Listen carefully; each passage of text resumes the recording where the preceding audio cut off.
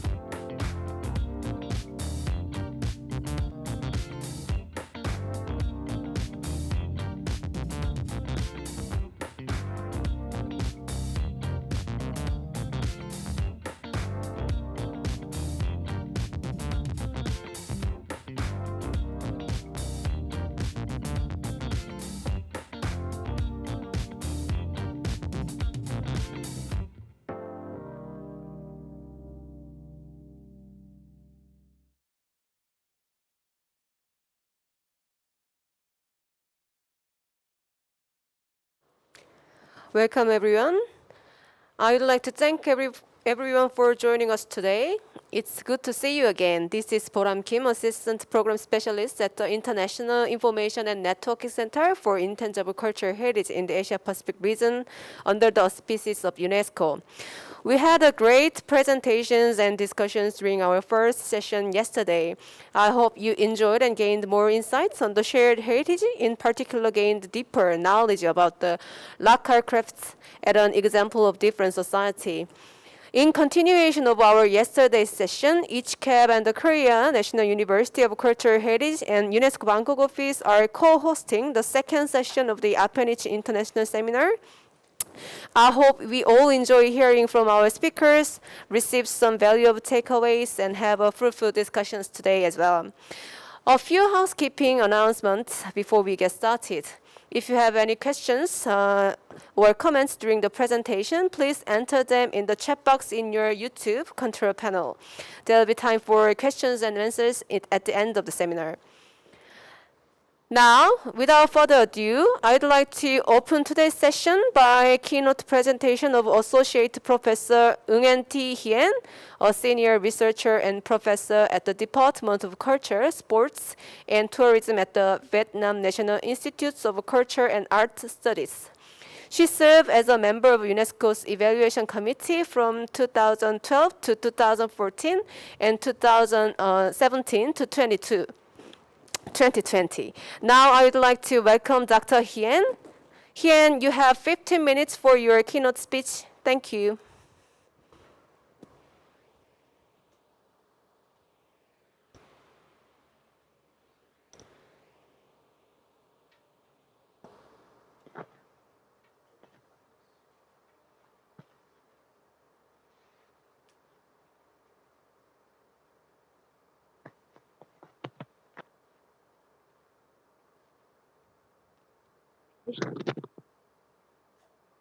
Hi, everybody.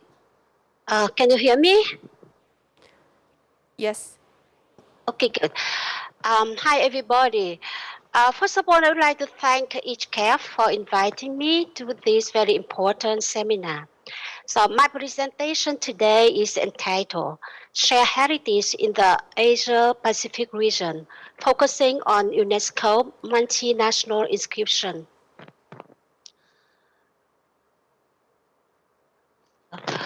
The share ICH element in different countries cross-border in elsewhere in Europe or in Asian Pacific region are common that can bring people together for mutual respect of international efforts on ICH safeguarding.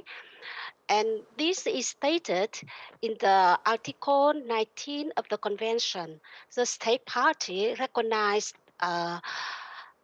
that the safeguarding of intangible cultural heritage is one of general interests to humanity, and to that end undertake to collaborate at the bilateral, sub-regional, regional, and international levels.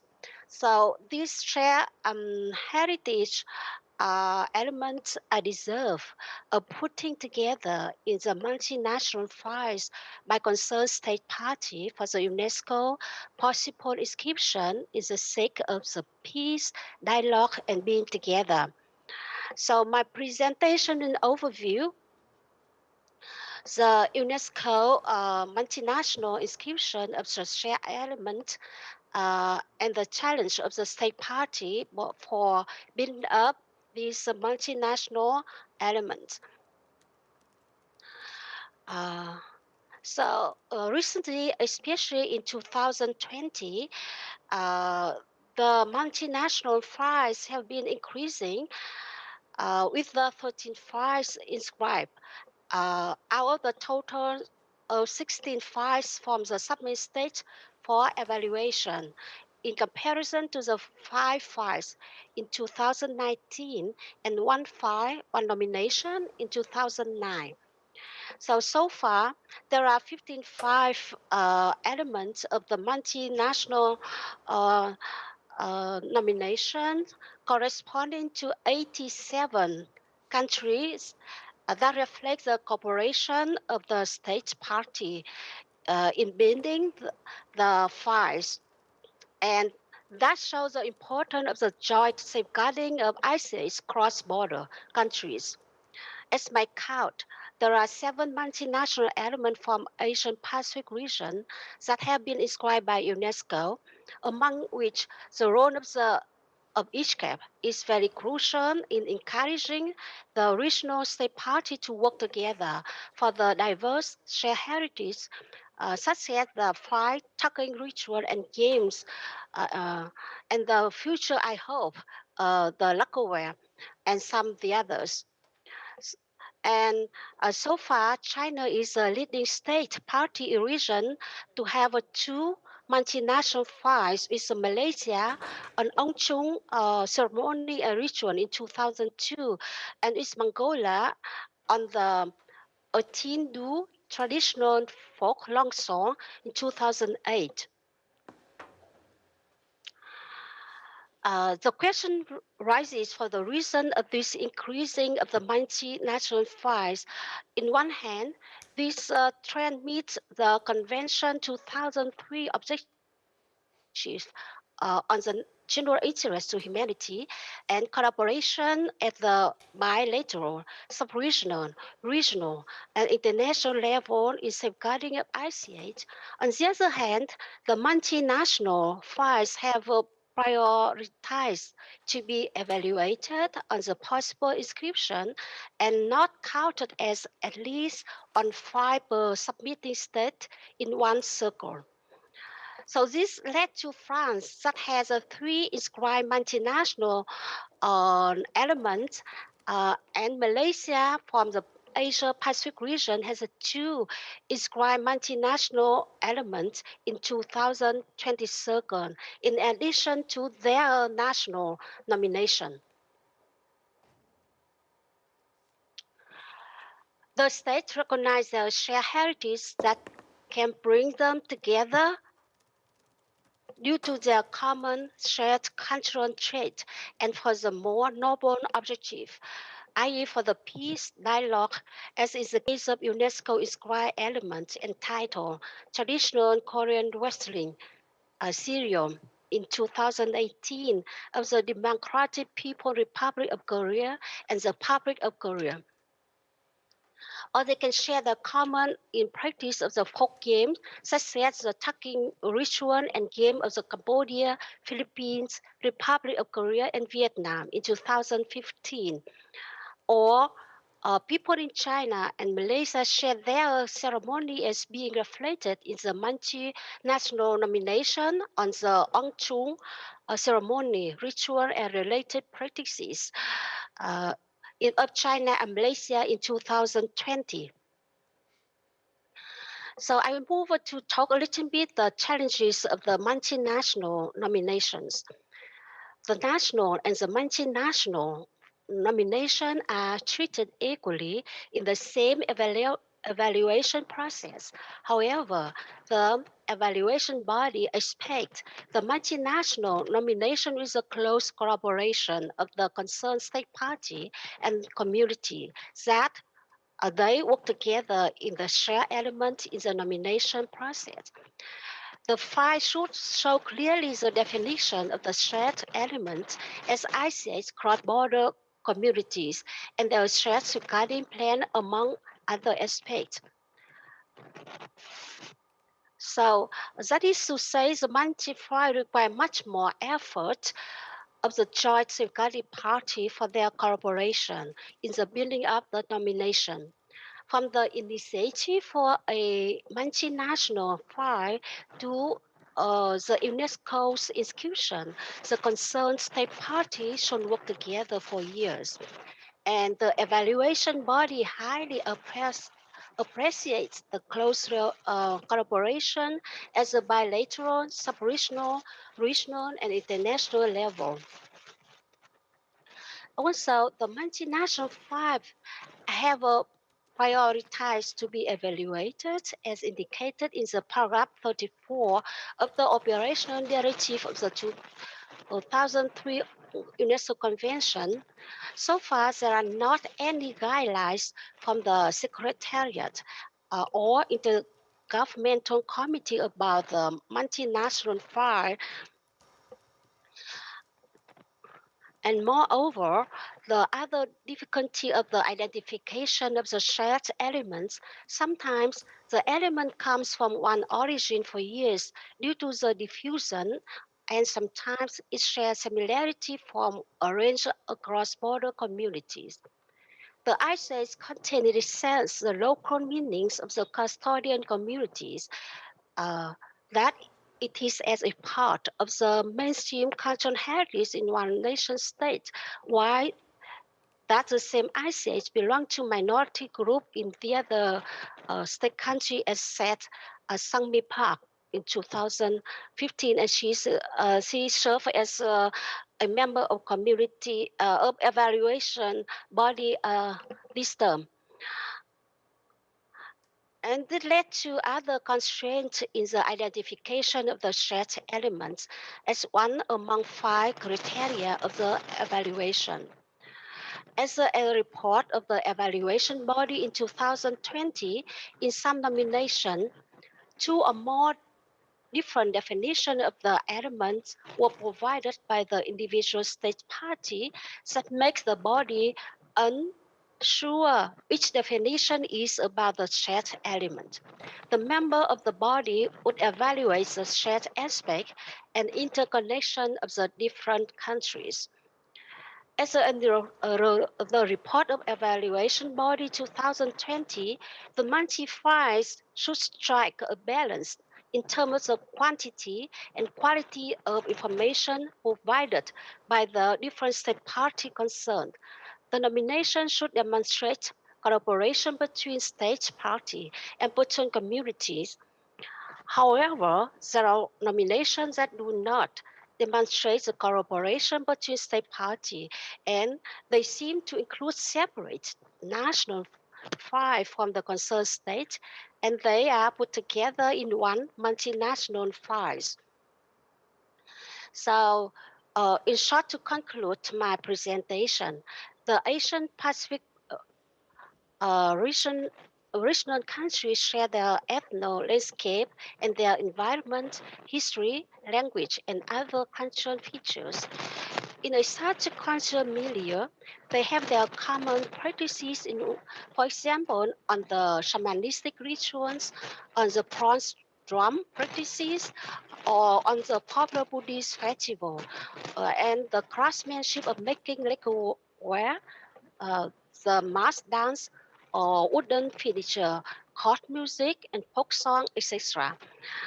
With the effort of all state party in the region, with my expectation that more multinational files in the region that will be completed in the coming year, and we will see our collaboration in safeguarding ICS for peace, open dialogue among the regional state party. Thank you for your attention.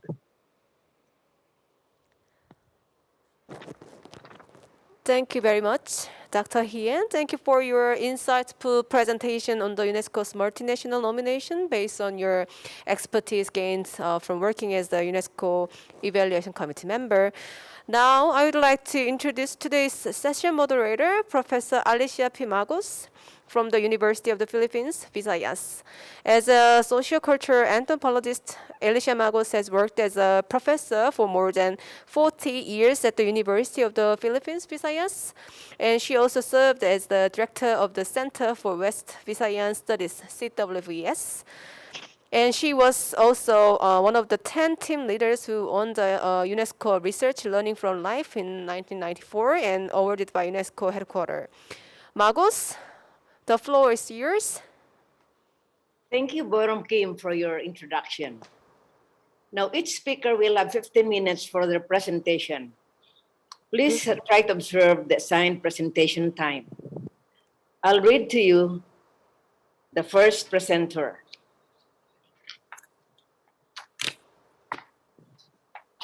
Professor Katharya is a political scientist, associate professor at the University of California, Berkeley.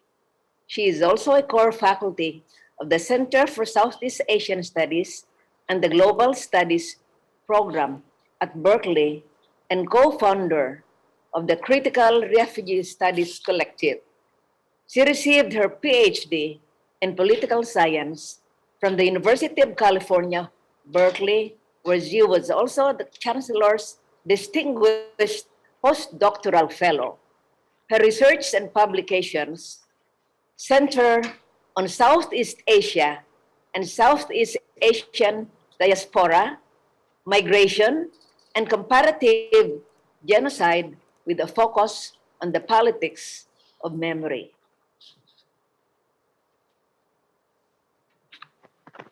Now you have the floor. Thank you. Before I begin, I would like to, sorry, I lost my notes here.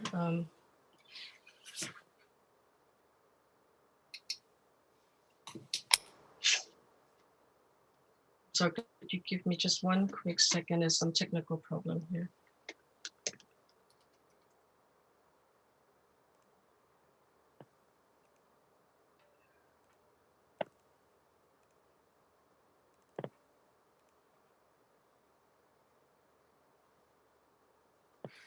Can you hear me? Yes. Okay. Well, before I begin, I would like to thank the organizers for the invitation to participate in this very important convening, and Dr. Han in particular for connecting me with this conference. Discourse about intangible cultural heritage is anchored on the question of memory, which has become a great topic of interest today, not only among researchers, but also in popular culture. The resurgent popularity of cupcakes and macaroni and cheese in America, for instance, is not so much about society's gastronomic craving for these foods as it is about society's craving for history and the comfort of things past. In essence, it is about restorative nostalgia and the memories that these foods evoke and make possible through the imaginary. Our preoccupation with memory, in large part, is driven by our recognition of its fragility, a fragility that is underscored by this age of displacement in which we live. As the Iranian American writer Roya Hakakyan notes in her recent memoir, when you have been a refugee, abandon all your loves and belongings, your memories become your belongings. In a world where over 70 million people are currently forcibly displaced, amounting to one person being forcibly dislodged from his or her home and liveways approximately every 2 seconds, dislocation, uprooting, and rupture are as much a facet of our lived experience as our connectivity and interdependence. Exilic condition is an unfortunate but undeniable feature of modernity. Even within living memory, Asia has had her share of tumultuous histories. Colonization, conflict, war, and other calamities have engendered mass dispersal. Over 2 million Vietnamese, Cambodians, Laotians fled their homelands in the aftermath of war, revolution, and genocide. And many more Southeast Asians continue to be displaced in varied contexts and conditions as we speak. The genocide in Cambodia has left deep wounds and ravaging impact on the cultural memories of the nation that is now bifurcated between Asia and the diaspora.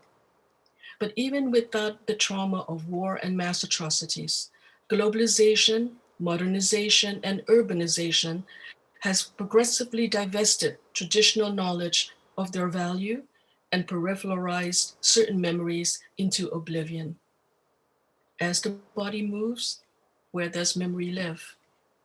Food has always signified home and heritage, the two things that people on the move carry with them, often only in the imaginary, but at times also in actuality.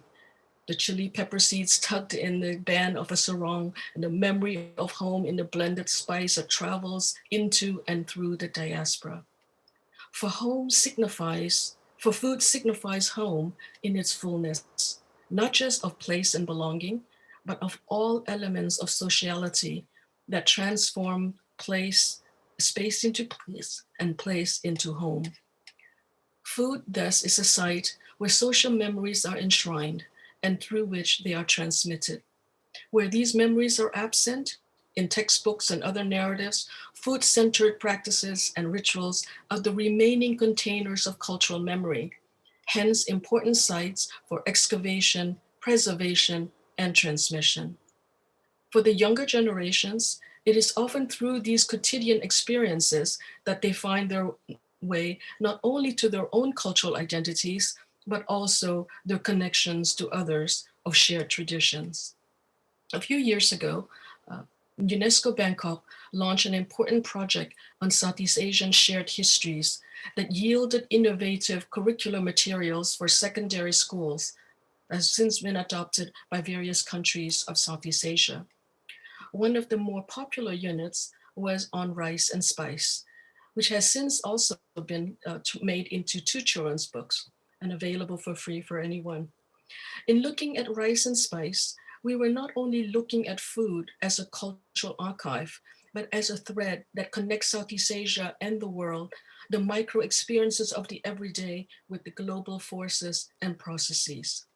As such, we not only viewed rice and spice in terms of shared culinary traditions and experiences, but also as lenses for understanding migration, science and medicine, spirituality, sociality, and cultural practices that connect the peoples of Southeast Asia and the region with the rest of the world. Food traditions are a way to unveil a new cartography of the region's histories of movement and encounter, as well as the multi-directionality of cultural flows, not just within Asia and not just from the West to the East, but also from Asia to the rest of the world. Bread, for instance, unveiled the cultural, colonial imprint on French Indochina, while the Vietnamese sandwich, that is now a common feature in San Francisco eateries, reveals the longue durée of militarized dislocation. The genealogy of the egg desserts, so popular in Thailand and Cambodia, not only reveals the circuitous and often injurious routes through which memories travel, in this case, connecting Portugal, Brazil, Cambodia, Thailand, and many other places, but also puts into sharper relief the humanistic ties and intercultural connections that are often buried and obscured by the more visible legacies of war and conquest. I reference the Rice and Spice Project for its own importance, but equally for its gesturing toward new ways of looking at quotidian practices as archives of cultural heritage and towards even wider possibilities. Despite the tendency to look at it as a monolith, memory is not undifferentiated, but is inflected by class, gender, and generation, among other factors. Yet, that plurality is not often recognized in research, writing, and other forms of documentation.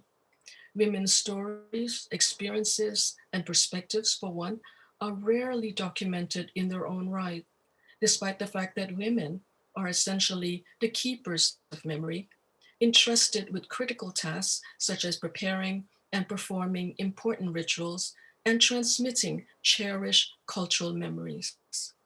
In the many food-centered activities that fill a Southeast Asian life, from feeding the family to preparing daily alms and ceremonial offerings, it is women who shoulder the tasks. In looking at agricultural rites, myths and legends, harvest songs in the context of rice and spice, all with very gendered elements, I was struck by how much more there is to uncover and to understand. The Rice and Spice Project, thus, can serve as a platform for thinking more broadly about gendered memory and about the importance of capturing them through stories, narratives, and artifacts of the everyday. In Southeast Asian families like mine, food heritage is the feminine gift from mother to daughter.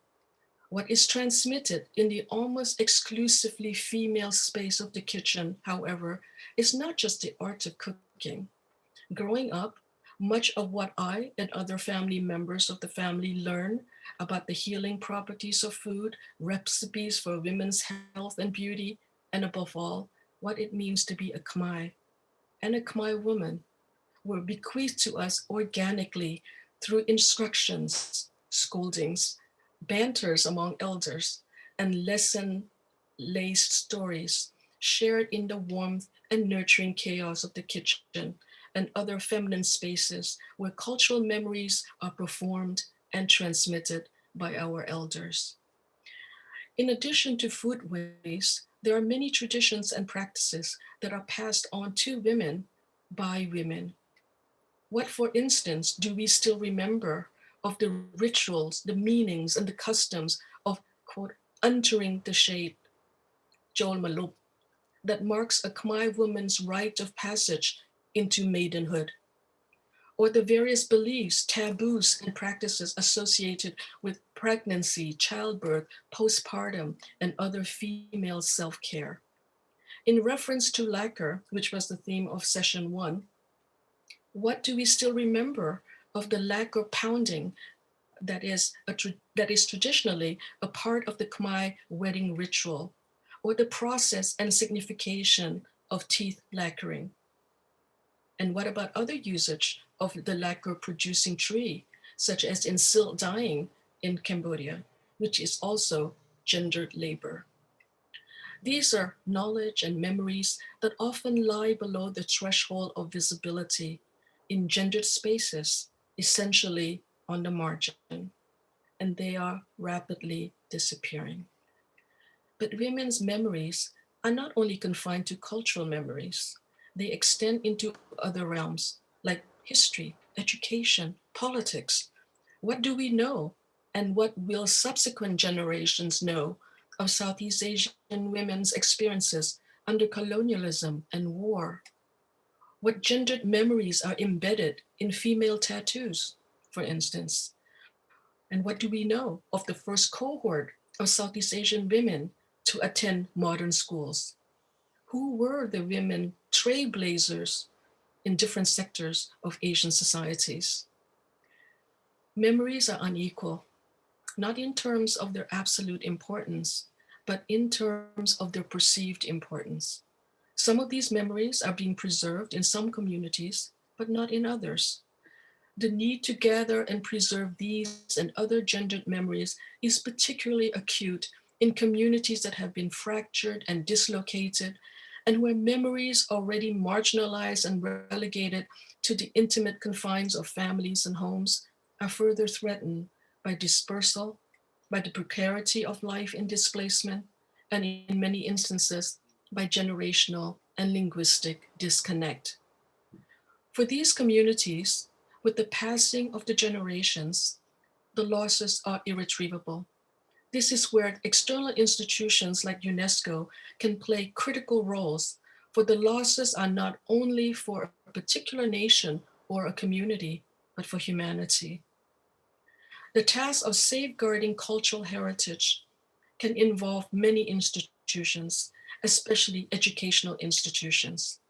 Projects such as the one led by our community health students at Berkeley to compile postpartum recipes from different parts of the world, for instance, not only engage the younger generations in the compilation and preservation of their cultural histories, but also promote intergenerational communication and engagement with the larger community. Especially important, these women-centered projects instill and affirm for all generations the valorization of women's knowledge, skills, experiences, and contributions. By integrating these initiatives into school curricula, we not only make learning more meaningful by anchoring it in lived experiences, but moreover, shift cultural preservation from being the privileged task of certain institutions to being a more widely shared collective undertaking. The knowledge, skill sets, and insights that students gain through these critical inquiries allow them to better understand both the past and the present world in which they live, and their connectedness with their environments and with other peoples and communities. And above all, to be better prepared to be critically engaged citizens, not only of the Asia region, but also of the world in the 21st century. Thank you.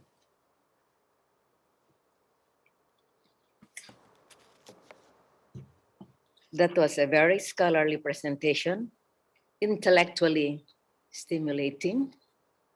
But I don't know, I was so touched when I was reading the paper 2 nights ago, and I was quite misty-eyed. But since we are here to get questions or comments from our listeners, may we then hear from the international audience. Professor Alicia, Yes. We will have the questions and answer time at the end of the Yes. session. Yeah, so you can introduce the second one. No. Our next speakers are Anchal Mehta and Jyoti Shukla. Anchal Mehta is an architect with a master's degree in heritage management from Ahmedabad University. She has experiences in the conservation and revitalization of built heritage. Her research is closely associated with the indigenous pastoralist community of Bani grasslands of Kutch for inventorying intangible cultural heritage. As part of her research and work, she has documented indigenous knowledge systems and examined cross-border intercultural relationships. Moreover, integration of creative and cultural sectors in development strategies of urban areas is the interest of her research as well. Okay, now the second speaker, there are two of them, is Jyoti Shukla. She received her bachelor's in history from the University of Delhi and a master's degree in heritage management from Ahmedabad University. As part of her exchange program in Germany, she had worked with refugees. Her research area includes Indian crafts, textiles, heritage management, and ICH integration in school education. Our third speaker, Bobby G. Lopez, is a graduate student at the University of the Philippines, Diliman, and a PhD candidate at the same university. His research interest and publications primarily focus on Philippines history, culture, society, and gender. He advocates for the use of the national language and indigenization of discourses in social sciences, promotion of gender equity and equality, and protection of the natural environment. Besides his research, he has engaged in writing historical, cultural books, and helped local communities to become more self-reliant. Our fourth speaker is Mr. Kim Bang Yu. He received his bachelor's degree in cultural heritage management from the Korea National University of Cultural Heritage and his PhD in Buddhist literature from the Academy of Korean Studies. He previously worked as a researcher at the Jiangshogak National Historical Data Center. Currently, he is working at the Korea National University of Cultural Heritage Institute of Korea Philosophy to develop a digital archive for open quotation morality dispute close quotation of Joseon dynasty. Our fifth speaker, Zukian, is a PhD student of Faculty of Folklore, School of Sociology, Beijing Normal University. She received her MA in Folklore.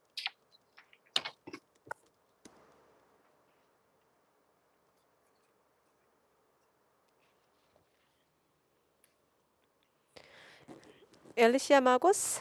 Yes. Thank you for the introduction of the speakers. So we will invite the second speaker now, right? So I would like to invite Anchal and Jyoti for the second presentation. The floor is yours, Anchal. Thank you so much for the introduction.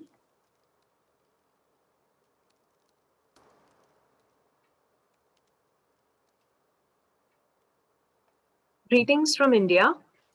Today, myself, Anchal Mehta, and my two co-authors, Jyoti Shukla and Tina Dabale, have prepared a presentation on the shared heritage of India and Pakistan.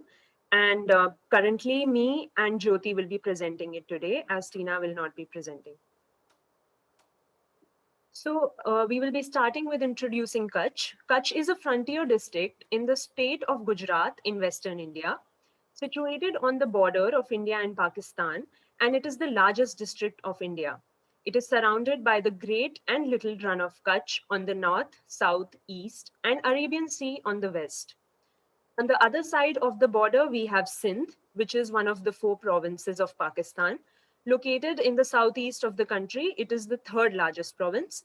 It is bordered by Balochistan on the west, Punjab on the north, and also borders Indian states Gujarat and Rajasthan to the east, and Arabian Sea to the south.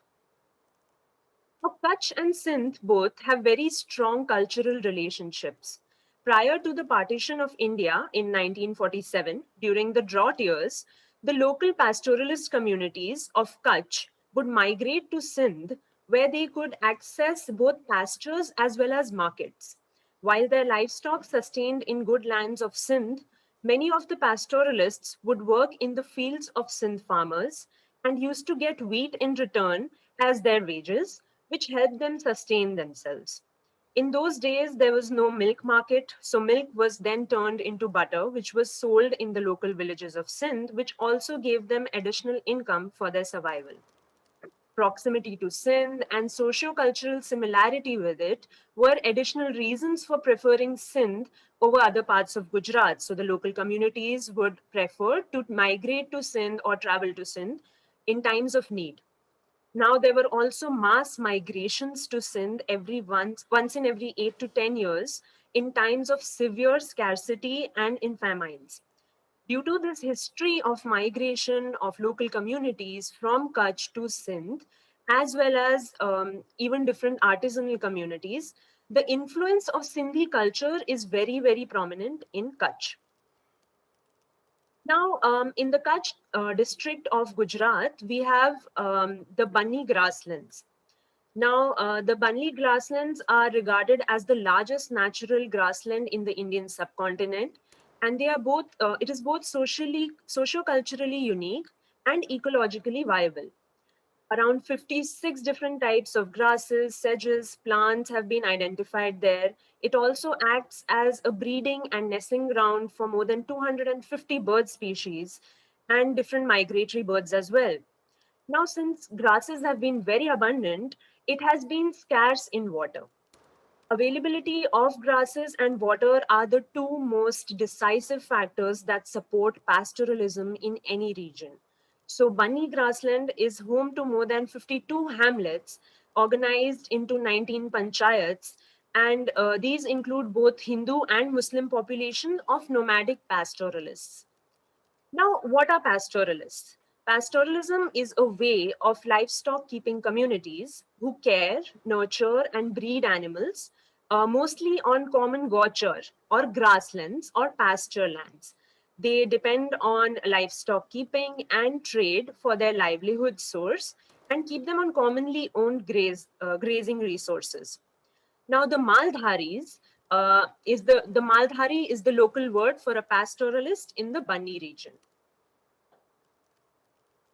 Now, these communities of pastoralists and artisans have a long-standing tradition of mutual trust, cooperation, interdependence, and hospitality.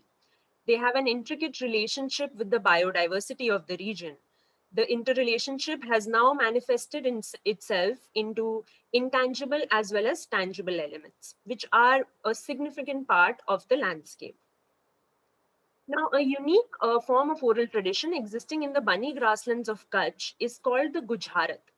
It is a type of riddles, folk Sindhi riddles, which are based on the 7 folk tales of Sindh.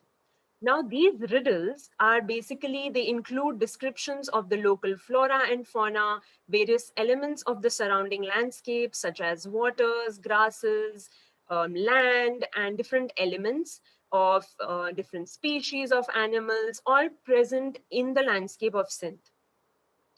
Now, how was Gujarat practiced? Traditionally, the Maldharis or the pastoralists of Bani would spend their evenings in chaupals, which are also called public gathering areas, and would have sessions of Gujarat. Like you see in the picture, they would all come together and sit during evenings or spend the whole night together while their cattle would graze in the pastures of the Bani grasslands. So that is also a unique element of the cultural element of the pastoralist communities of Bani, which is that they let their cattle and their livestock loose in the grasslands of Bani, and then all the Maldharis, they get together and have some time for recreation and entertainment. So they would come together and they would have fun, they would have entertainments through Gujarat. Now, this whole process of Gujarat, which would be very interesting for the Maldharis from different communities, this actually had a different objective. The original objective of this oral tradition was to educate the local Maldharis about different elements and resources found in their cultural landscape of Sindh. So, for example, a Maldhari, based on the traditional folk tales of Sindh, would prepare a riddle, and in the riddle would hide different elements, for example, different names of animals or different names of clouds. And then the other pastoralists would sit and decode the riddle, which means that anyone who actually codes the riddle and also decodes the riddle has to have a great knowledge of what the landscape of Sindh entails and what are the different names of animals, what are the different name of clouds. For example, they have a lot of different names just for clouds because water is scarce in the region. Hence, they really need to have a huge vocabulary. Now, how do we safeguard Gujarat? Gujarat is very prevalent among the locals. It is not an intangible heritage which is depleting or is in need of safeguarding. However, the locals have now realized that there is a dire need to have a written documentation of this tradition, as well as to have more awareness and have more oral transmission to the local generation.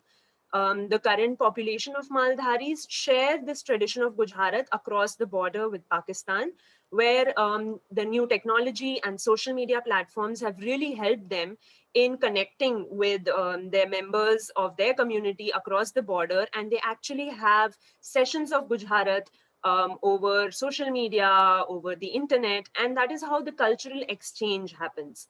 The locals now feel that it is very important to have a written documentation of the same, for which in 2018, UNESCO New Delhi and IGNCA had a collaborative project, which was a pilot project in line with the 2003 UNESCO ICH Convention, which actually aimed to document the process of Gujarat along keeping in mind the indigenous communities' wishes and having the participation of the indigenous communities.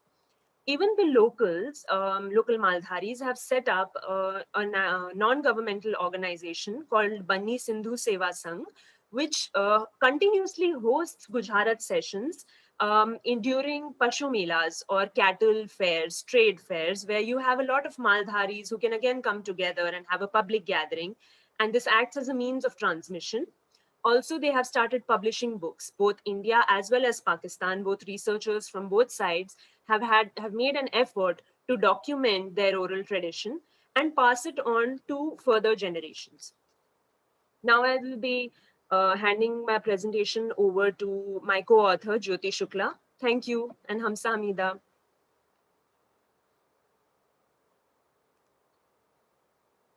Thank you, Anchal.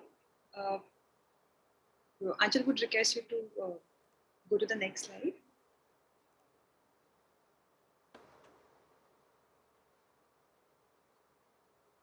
Hello everyone. So I will be introducing another element of ICH, which forms a very important part in the local regions of Kutch as well as Sindh. Anchal, next slide.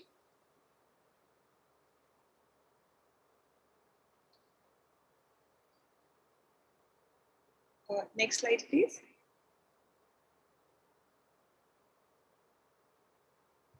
So what is Ajrak? Ajrak is an ancient block printing method which is done on textiles. It originated in the present-day provinces of Sindh in Pakistan, but it is currently practiced in the neighboring Indian states of Kutch in Gujarat. And previous slide.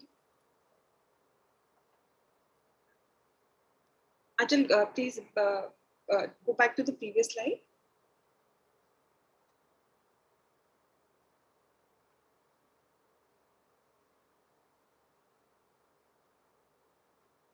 I'll just take a minute to. It is currently practiced in the Indian states of Kutch in Gujarat and Barmer in Rajasthan. As we can see on the photo on the left-hand side, Ajrak is characterized by intricate geometrical patterns, deep red, blues, and blacks, and a complex dyeing process. Now, before talking about more in detail about Ajrak, we have to go back in history to almost 4,000 years back to the Indus Valley civilization, where we see the origin of this traditional block printing. Next slide, please. So what we see, we coming back, going in history to 4,000 years back to the Indus Valley civilization, where archaeologists have unearthed, have excavated an exhibit called the Priest King, which we can see on the left-hand side or in the photo. So what is interesting to note here is that the Priest King is shown wearing a trefoil patterned shawl, which historians have indicated that it represents the present day Ajrak block called Kakar, which means cloud. And this is a very old representation of Kakar from the Indus Valley civilization, which from this we come to know that how Indus Valley civilization represented a mature culture and represented a very mature infrastructure and material culture, and we had master dyers and artisans who were practiced in the art of block making. Next slide, please.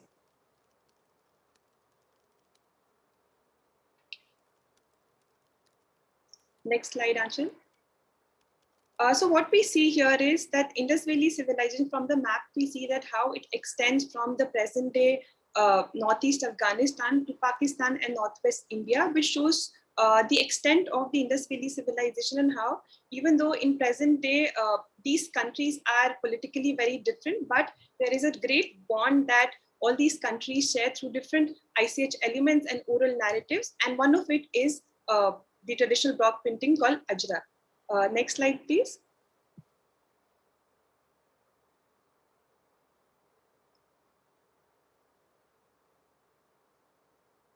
Next slide, Anshul. So what we see now from 4,000 years back, coming to the present day context, to understand how this art traveled all the way from Sindh to present day Kutch. So as Anshul mentioned in her presentation, that there were mass migration that happened every few years. But one of the most important migration that happened was in the 17th century, where the king of Kutch, Raja Bharmal Ji, he invited numerous artisans, potters, block makers, batik dyers to come to Kutch and settle in various villages in Kutch, and they were given free land and accommodation to come to Kutch and be a part of the local ecosystem. Next slide, please.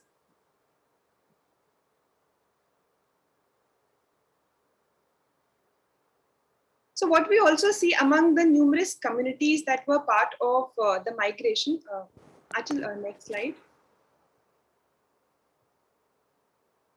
So what we see is that among the numerous communities who were part of the migration, one of the most prominent and the practitioners of the block printing are the Khatris. They are an artisanal community who reside in Kutch, but at the same time, they have their ancestry in Sindh and all over Kutch. And they are originally come from Kutch, but they are famous for the use of adding and removing color and have been famous for the Ajrak block printing techniques. Next slide, Anshul.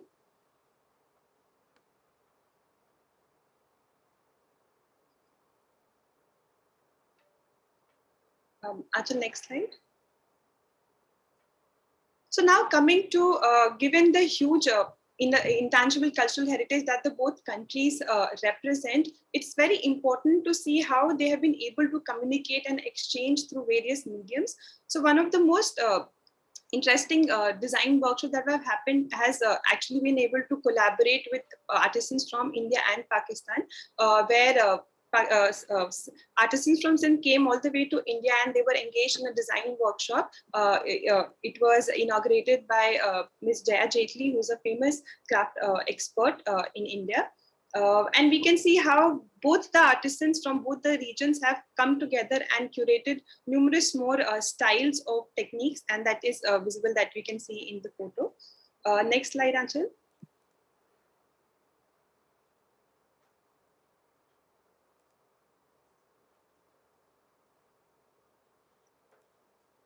So along with this, we also see how artisans from India, from Kutch, have actually visited Sindh and given a Ajrak demonstration. So this is one of the demonstration given by Ajit Yaqub Khatri, who's an Ajrak artisan from Kutch, and he was invited by the famous design educator Noor Jahan Bilgrami, who has worked intensively on Ajrak through her book called Sindh Jo Ajrak, and is well aware of the practices that takes place in both the region. And she had invited Ajit Yaqub Khatri to give a demonstration to artisans in Sindh.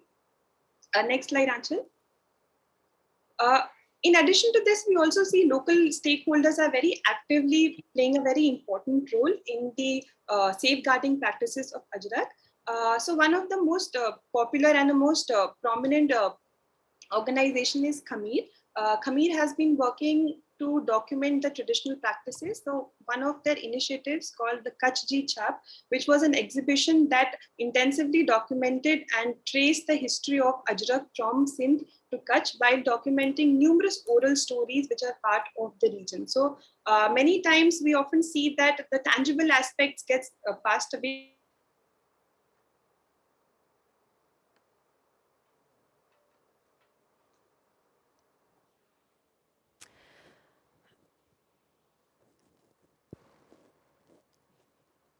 Sorry for the audience. Oh, yeah. Jyoti, can you continue? These oral stories, the local stakeholders like Khameer have been able to document it very well. Next slide, Anchal. In addition, we also seen other stakeholders like Shrujan, another organization in Kutch which has worked intensively in documenting the textile tradition of the region from both Sindh and Kutch, and through their living and learning design center, a museum based in Kutch, they have been able to exhibit the rich textile heritage, which also indicates the use of Ajrak in numerous styles and the numerous stories that have been passed from Sindh to Kutch, and they share it through their numerous initiatives like heritage walks or workshops.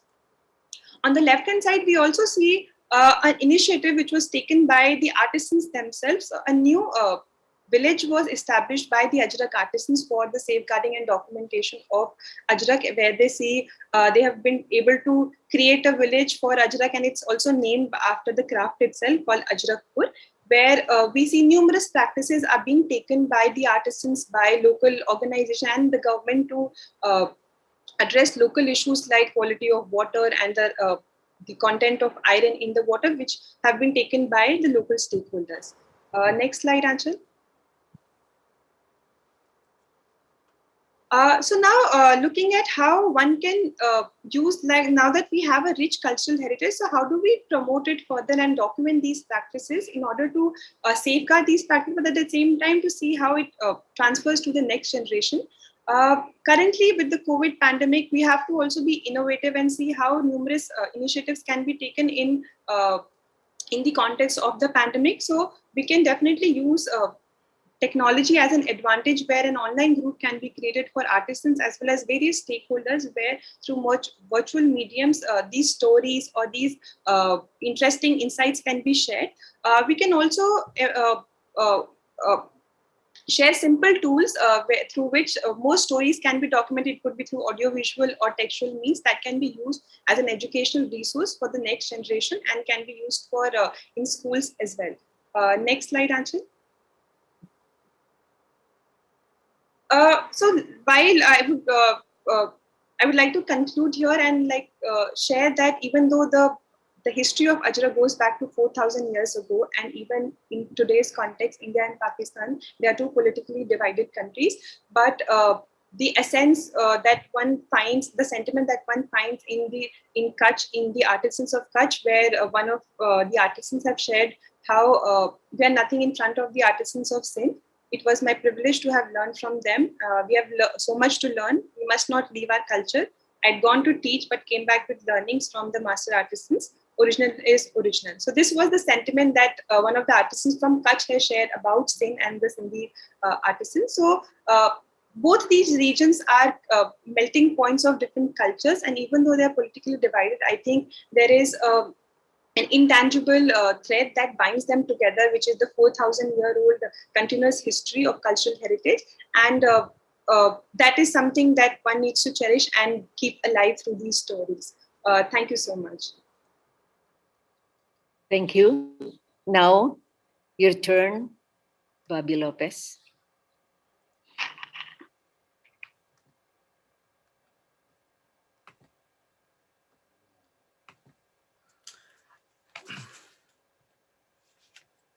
Um, Thank you, Dr. Magos, for a very nice introduction. Good day to everyone. I am Bobby Lopez, and I'm here to present with you my paper entitled Indigenous or Local Knowledge, Anatism, and Sustainable Development, Challenges and Interventions in Preservations of Indigenous Rights and Knowledge Systems and Practices. For the objectives of my study, at the end of the presentation, the participants are expected to identify the contributions of indigenous or local knowledge, which are anchored in anatism in the attainment of sustainable development, and enumerate the challenges faced and interventions made in the Philippines regarding the preservation of SPS. In 1979, for the first time, the scientists of the world discussed among themselves issues relating to climate change in an international conference spearheaded by the World Meteorological Organization. At around the year 1990, the Intergovernmental Panel on Climate Change confirmed in a report that the threat of climate change is real, as indicated by rising sea level, rapid melting of glaciers in the Arctic Sea, ocean acidification, stronger typhoon signal and hurricane category, increasing global average temperature, and extreme drought, to mention a few. In the latter part of the 1980s, the concept of sustainable development was introduced. It is a development that meets the needs of the present without compromising the ability of future generations to meet their own needs. And this was introduced at the time the world was battling the threats introduced by the climate change. As such, indigenous or local knowledge anchored on anatism is so indispensable to its promotion because its practices already reflect the core value or the very soul of its aspiration. As defined by Brookhack, indigenous knowledge refers to the network of knowledges, beliefs, and traditions that guide relations among human, non-human, and other than human beings in specific ecosystems over time. On the other hand, anitism refers to the system of belief of the early Filipinos, which was derived from the root word anito, meaning spirits of the deceased ancestors or spirits inhabiting the nature. This study was undertaken for there are limited studies with a similar focus. Most related studies were confined only to indigenous knowledge and practices for sustainability in the forest, communities along Cordillera mountain range, and coastal communities. There were few to none studies that mentioned it in the plain region or any attempt to compare those knowledge and practices in various regions of the country. For the research methodology, the study used a descriptive research design. The literature review was utilized in gathering the data. It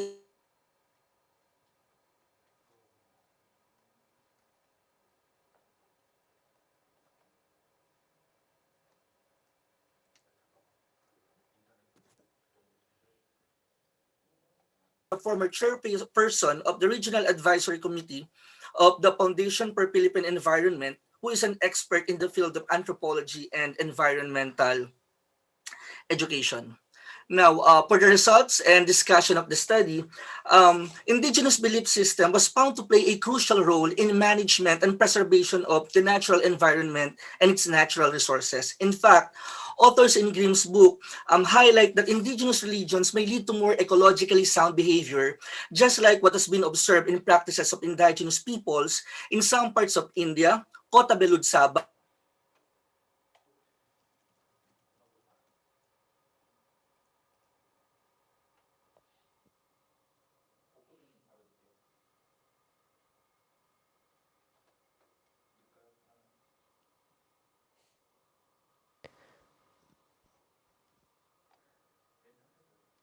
But the Philippines' experience is not very far from this, as it is shared with some of its neighboring countries in Southeast Asia, the belief in ancestral and nature spirits. This is locally known as Anitism, which spreads out in the entire archipelago and is still being upheld today by some groups through oral tradition and socialization. The sustainable practices that I am going to share with you today is largely based on local or indigenous knowledge that has been influenced by Anitism. To begin with, on animals, indigenous people from northwestern Cagayan are still using traditional fishing or hunting techniques. They even apply selective hunting or fishing, which means they avoid pregnant or female animals. This is to give way to these animals to grow and reproduce continuously. The local beliefs in Malolos, Bulacan, like kasumpaan, in which an animal like fish or a bird is given utmost respect and veneration by a particular family from several generations, believing that it saves the life of their ancestors from a tragic event.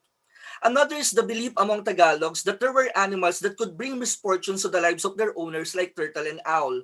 Some people from San Miguel, Bulacan even believe that there were animals being taken care of by enchanted beings that must not be disturbed. These beliefs and practices are indeed in line with the conservation efforts of various groups and organizations here in the country. Tagalogs in lowland areas further believe that spirits can transform into an insect or animal. The best example would be butterfly, which is sometimes considered a visiting spirit of a deceased loved ones. Aswang, an evil shape-shifting creature according to Philippine folklore that shares the grotesque characteristics of werewolves, vampires, and ghoul, can mimic the form and shape of a black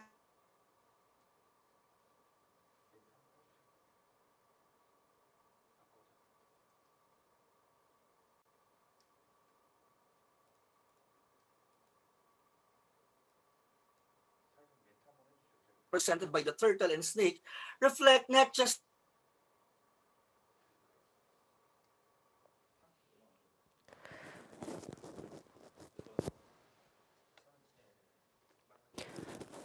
Sorry, Bobby.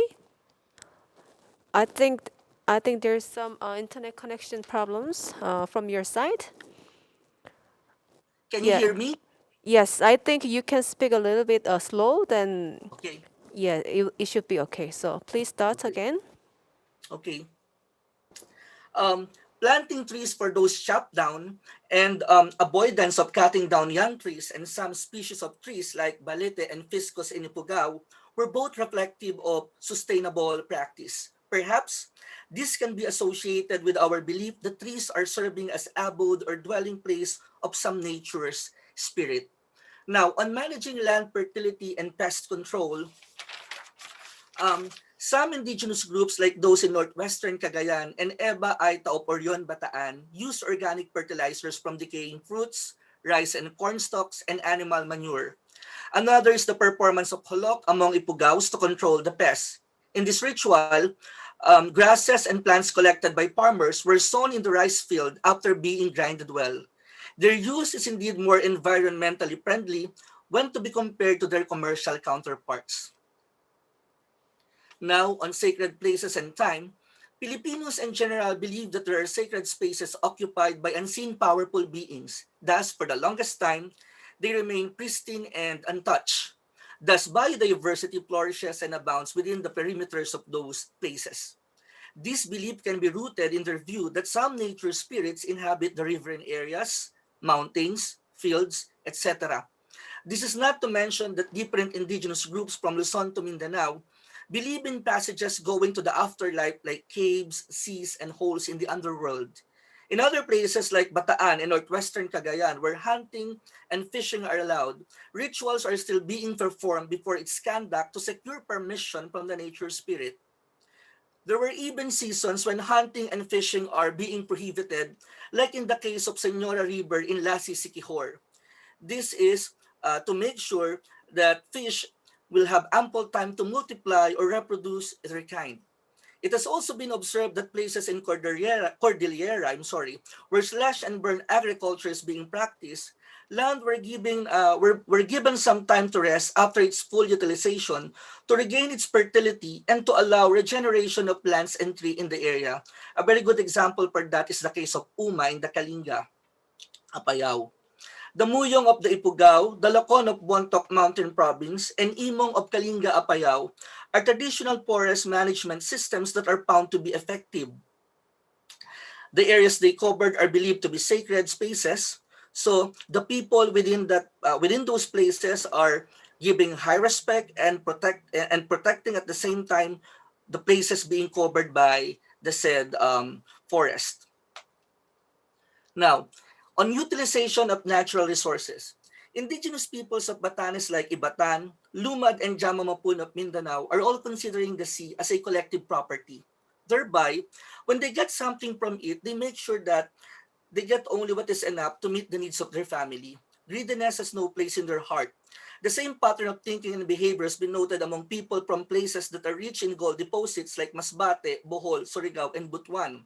What they get is just enough to produce jewelry as part of their family heirlooms that they can pass on to the succeeding generations as part of their tradition. Indeed, this practice can help a lot in the effort to conserve natural resources. A closer examination of the details presented will show that indigenous people's sustainable practices come from their understanding of their coexistence with ancestral or nature spirits within their physical environment. Undeniably, there is balance and harmony in their relationship that secures sustainable development. This can be attributed to the fact that each of them is composed, based on their belief, of a common core that characterizes their being, the spirit, which according to some indigenous groups from the southern part of the Philippines is being possessed not just by living organisms but even by inanimate matter. Furthermore, this spirit is believed to be responsible in giving life, mobility, consciousness, good health, logical and ethical reasoning, kindness, and a lot more to those who possess it. Perhaps it will explain why there is balance or harmony of relationship between a human, anito or spirit, and the nature. The mobility and interaction of beings in the different layers of the world, as depicted earlier in the idea of tripartite cosmos, basically through the help of local legends and narratives, further strengthens the idea about the intimacy and harmony of relationship that exists between and among human, nature, and anito. So this is something that perhaps will explain why we have this belief that the physical world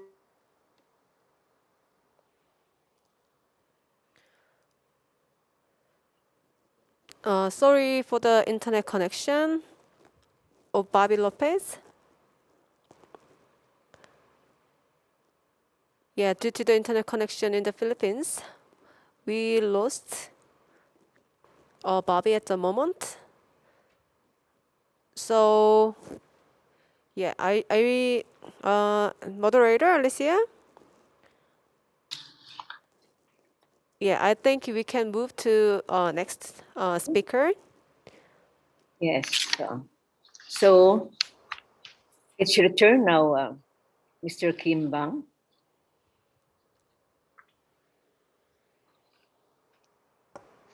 예, 준비하겠습니다.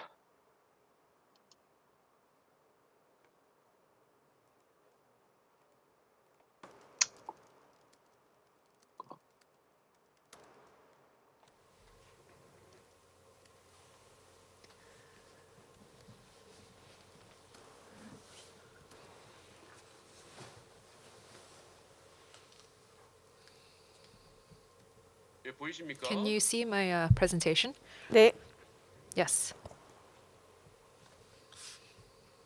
예, 그러면 발표 시작하도록 So with that, I would like to begin my 하겠습니다. presentation. 저는 소개받은 My name is Kim Bang-ul. I've just been introduced. 방울이라는 이름이요. In Korean, the name Bang-ul is, I have to say, it's not a very common name. 그 영어로는 벨인데 In English, I would translate it as bell, as in the sound of bells. 고양이 이름에 많은데요. So it is also a popular name for pet dogs or pet cats. It was not a very common name when I was growing up. It's actually a very cute name, but as you can see, I'm not a very cute person, so I'd like to ask you for your understanding. 그 동아시아 인쇄 Today I'm going to give a presentation titled Universality and Distinctiveness of East Asian Printing Technique. So of the different kinds of cultural elements that Korea is very proud of, there's the memory of the world, or sort of this archival or recording heritage, but this is not something that's just unique to Korea. In fact, this is something that is found in pre-modern areas, the printing techniques in many different countries in Asia, such as China, Vietnam, Japan, and Korea.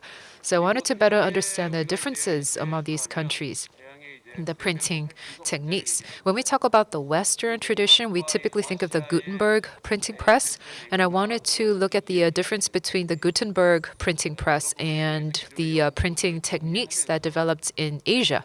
So I would like to take you on that presentation today. So when I say the East Asia range or East Asia context, for the purposes of my presentation, I want to talk about China, Vietnam, Japan, and Korea. Obviously, the printing techniques have developed in other countries in Asia outside of these countries, but I don't have expert knowledge on that. I have just focused on these countries for now for my research. But if your country is not represented here, please don't be mad, but feel free to submit your information to me, and obviously I will look into that as a future research project. In the UNESCO World Cultural Heritage related to East Asian printing techniques, I'm going to take you on a little journey here. In 2009, the woodblock printing technique in China was inscribed on the representative list. So that photo that you see on the right is where a piece of paper is placed upon a woodblock print, and a knife is being used to carve the characters. And then there's the wooden movable type. There's movable type printing technique and the woodblock printing technique. And in 2010, the Chinese wooden movable type printing technique was inscribed on the list of ICH in need of urgent safeguarding. And it was inscribed to this particular list because people believe that this wooden movable type printing technique is under threat of disappearing.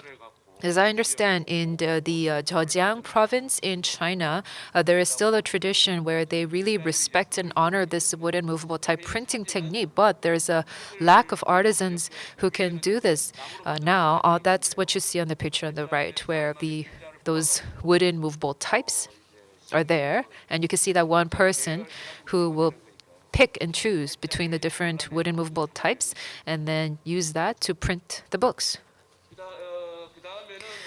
Another element that was inscribed to UNESCO list is woodblocks. Woodblocks, they are fashioned in such a way to print out books.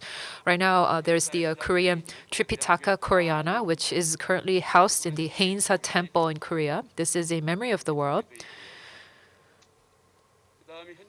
And another Korean element, but if you go to a city called Andong in Korea,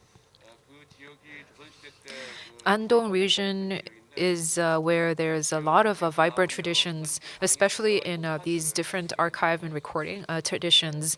And many of the woodblocks, ancient woodblocks, were collected in this city. And in 2015, these woodblocks were inscribed to the UNESCO list as well. If we go to Vietnam, they also saw much development in woodblock technology. In 2009, this Nguyen Dynasty woodblocks, the Nguyen Dynasty, which was really instrumental in developing these woodblocks, they've also inscribed to the list in 2009. This, as you know, the printing technology really was developed to try to make many books, mass produce many books. I did mention Gutenberg early on. In the 15th century in Europe, Gutenberg invented movable type printing press. And this was used widely in Europe, and it was appropriate for the European context. This was part of a great invention that really led to modern developments in science and technology in Europe. And of course, the European Gutenberg printing press is very important, and it ushered in a lot of development in the relevant technologies. But I think that if you look at the East Asian context, we have to look at not just the movable type prints, but woodblock print as well. Movable type print is something that you can use to create as many books as possible, so it's a mass production of books. But in Asia, it wasn't movable type, but it was woodblock that was used to mass produce books. So what was the role that movable type played? Movable type print was used in very specific circumstances only for very specific needs. It was used as something that was extraordinary. It was an extra part, a complementary part to woodblock print. So in understanding East Asian printing tradition, we have to understand both of these printing techniques and better understand the relationship between woodblock print and movable type print. This is something that we have to look at together. So to begin with, let's first look at China. China is obviously the biggest country here in Asia, and they've done a lot of research, and they have a very long history of research and literature and books. So it is really a country of woodblocks. But they weren't ignorant of movable type. In fact, in Northern Song Dynasty and Yuan Dynasty, there were records of movable type print made with clay, baked clay, and wood.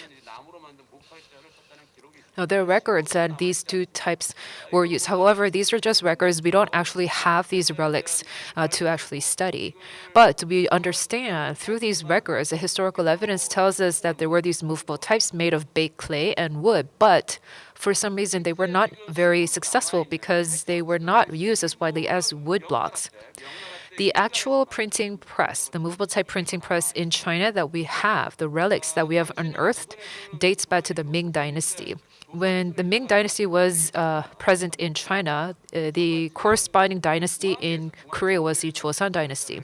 In Joseon Dynasty at the time, there were printing techniques that were made, specifically metallic, movable type print. And the Joseon movable type print seems to have a better quality compared to the Chinese movable type print. I think this is because they tried to bring in a lot of. In Joseon Dynasty, it was the government that led these efforts. So the government hired the best people to come in and use all of these metal movable type print. However, in China, it wasn't the government necessarily that led these efforts. It was just led to the private sector. And so that was probably why metal movable type print was developed a little bit more in Joseon Dynasty in Korea compared to Ming Dynasty in China. And then moving on to the Qing Dynasty, this Wu Yangdian to Qian edition of Gujin Tushi Jicheng was printed with bronze metal type. And this was printed using wood movable type. This Wu Yangdian was a place that really printed a lot of books in China around this time. But even this is a rare example of using metal movable type. In fact, over 99% of all the books that was published out of China around this time was made using woodblock and not movable type print. So we have to ask ourselves, China had the technology of using movable type. So why did they not use it as much? Why did they just rely more on woodblock print? Well, this is something that we can look at because it's a very interesting problem. One of the issues, one of the reasons why is that there are these specific characteristics of Chinese characters, Chinese letters. As you know, they are phonetic, and for the Chinese characters, there are, if you were to make words and expressions out of all of those different characters and strokes, there's going to be tens of thousands of words and expressions that you have to make. This means that to make a working, viable, movable type printing press, you have to have maybe 10,000 to about 20,000 blocks, 20,000 of these characters. So for a viable, movable type print, it's just going to take so much intense work to create all of that because of the number of characters that exist in the Chinese language. That's obviously a cost burden. And so that's why many artisans in China turn to woodblock because it's obviously so much more cost effective. And also in China, calligraphy, the beauty of handwriting is very well regarded. With movable type print, it is very limited in terms of expressing the beauty of this calligraphy. So many of the intellectuals and the elite in China, when they read books made of movable type, they would feel that the calligraphy is not as beautiful as the ones that would get out of woodblock print. And another big issue is that the movable type printing presses in China, there was a failure of standardizing the type size. So for example, for the bronze printing, movable type print, the sizes are all a little bit different from each other. And when you actually print them into a book, that can be difficult to read and it could be very inconvenient. So that was also an issue because there was a lack of a standardization of the type size. So if you tried to mass produce books, it would be very difficult to do so because of the slight differences in the font size and the type size. And also, as I mentioned, in China, there was a very big literary society. So they read a lot of books, literally. And so they needed a lot of mass production of these books. And so for mass printing of books, woodblock was so much more efficient for their needs. And that is probably why China turned to woodblock printing as opposed to movable type. If we move on to Vietnam, Vietnam also, we believe that they were under a lot of Chinese influences. So the Chinese influences of woodblock and movable type printing would have also had an impact in Vietnam. So there are historical archives and evidence there. But before the 15th century, it is believed that woodblock printing was used only in Buddhist temples, so only in some religious aspects. And even so, the woodblock print was only used in certain temples, not all the temples in Vietnam. However, from the 15th century on, woodblock prints began to be used in earnest. Lots of books date back to these years. And in fact, a Chinese envoy went to Vietnam. There are these villages in Hoc Lu and Lia Chang. Unfortunately, I have not been there. Very unfortunately, I have never been to Vietnam. Hopefully I can get to visit there to do this study in person. But in any case, these villages of Hoc Lu or Chag would later develop as artisanal villages where these printing masters would stay there and learn woodblock print technology and transmit that to other people. And as I did mention before, in the 1800s and 1900s, the Nguyen dynasty was very prevalent at the time. And this is when a woodblock carving and print industry was developed to a very high degree, not just in the private sector, but in the temples, in the Buddhist temples as well. In the Buddhist temples, especially the Mahayana Buddhist temples in Vietnam, even now you see large collections of woodblocks. Now, I understand there's a lot of research and studies that are being conducted in Vietnam on these woodblocks. I have to say, I have not heard a lot about movable type in Vietnam. So if any of you know of any cases where movable type print was used widely in Vietnam, I would really benefit from that knowledge because I think that based on what we know so far, it was really woodblocks that they were using in Vietnam. In the case of Japan, it's very similar as well. There's these sutras that were placed in small pagodas and stone pagodas, and through this, we also can understand that Japan also received a lot of the Chinese influences to develop woodblock print, especially in making Buddhist sutras. Right now, the academic circles, we always want to know who started this first. Where did this come out first? Which country was first, and etc.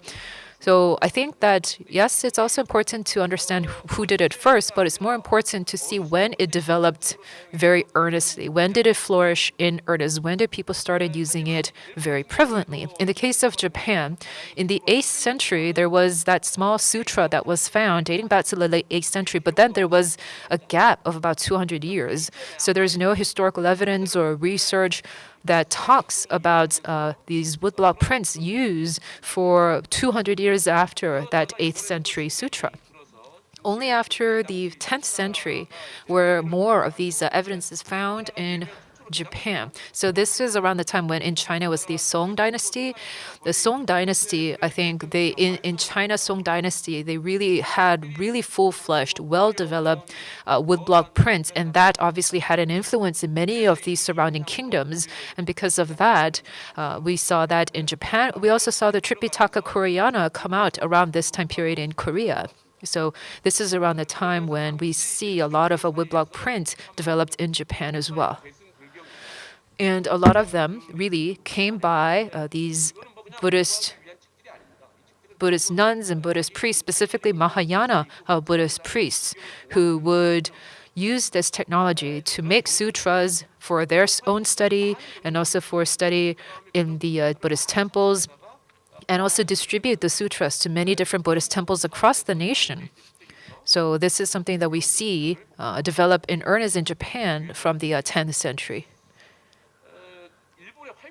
In Japan, if we look at movable type print, so Japan also used movable type print very early on. But there was this weird issue where they used it for about 10 to about 30 to 50 years, and then there was a gap again. They didn't really use it for a while. And there are lots of legends about when did they first come into contact with movable type print and etc. There is one that's called the Kirishtan books. Kirishtan here is the Japanese word for Christianity. So in Japan, movable type print was used to bring in all of these Kirishtan or Christian books.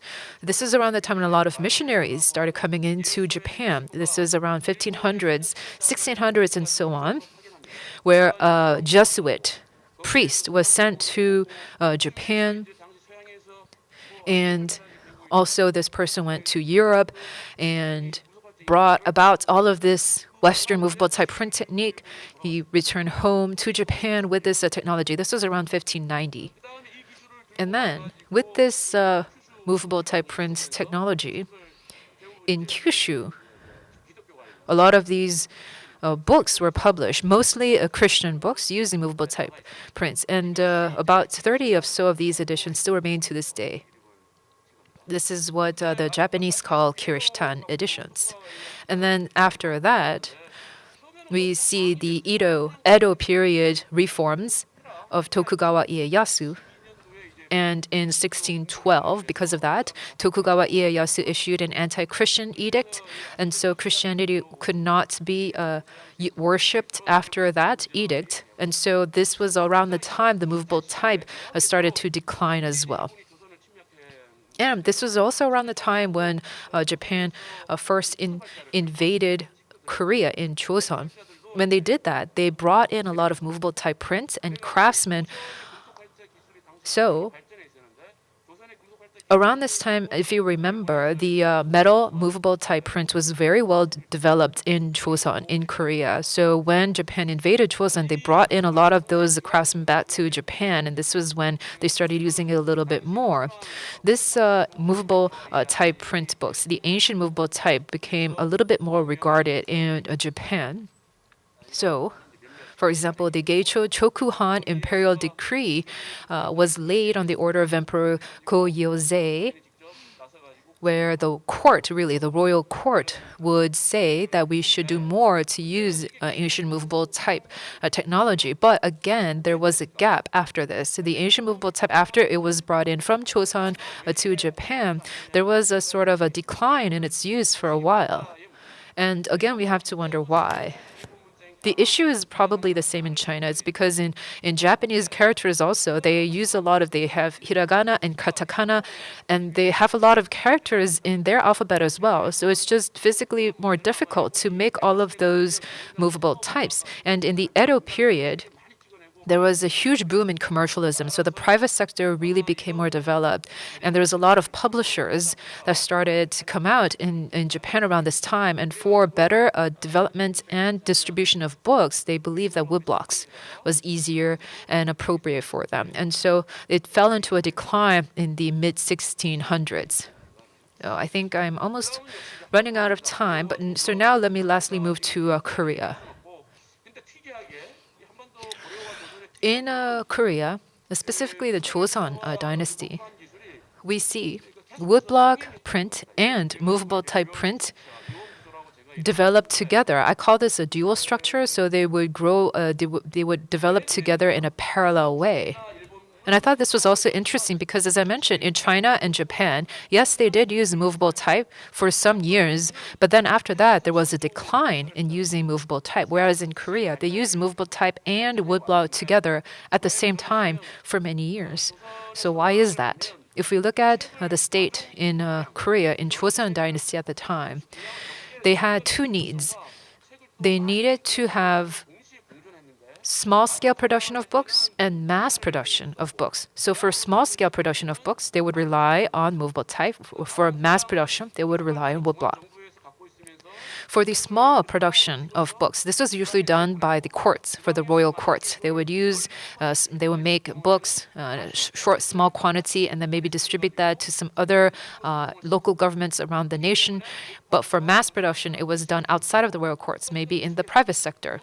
But in any case, across whole of Korea, they used woodblock and movable type together for a very long time, and the development of these two techniques occurred in tandem.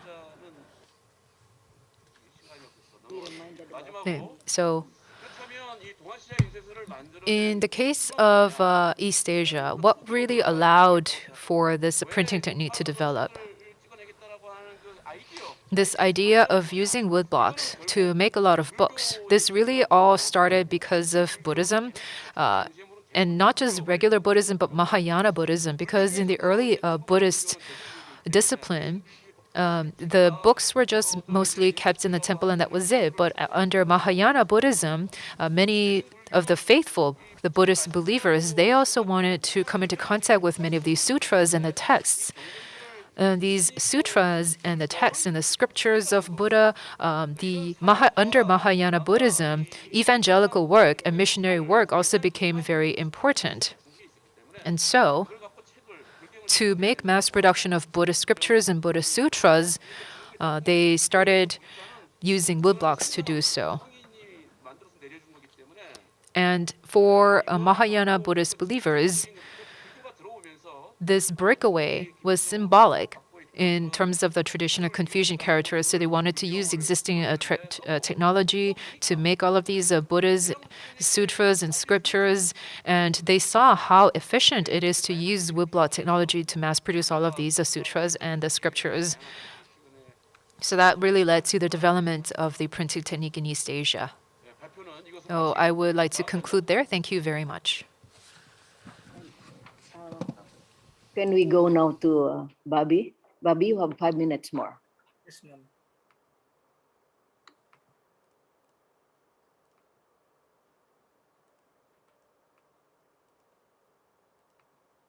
Sorry, I have lost my internet connection earlier. I'm now here to continue on my discussion.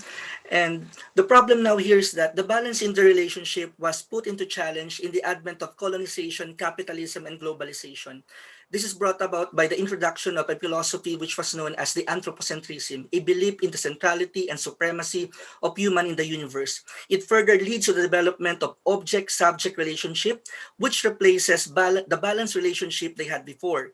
In this relationship, people become more profit-driven and their hearts become more home of greediness and immense desire for power. Now, at present, there are many challenges and severe threats in the preservation of IKSPs in the Philippines. According to Lavinia and the Global Environment Facility, the following serve as threats and challenges in the preservation of IKSP.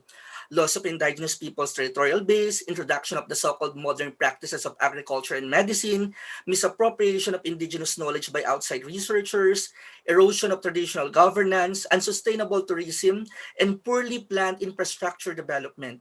Now, to address these issues and challenges, the following interventions or measures were formulated: enactment of laws, creation of the National Commission on Indigenous Peoples, creation of Intangible Cultural Heritage Committee by the National Commission for Culture and the Arts, as suggested by the UNESCO, integration of IKSPs to the curriculum, establishment of the School of Living Traditions, utilization of social media to promote IKSPs, and collaborative projects and programs with international agencies and organizations like International Labor Organization, United Nations Development Program, and Global Environment Facility.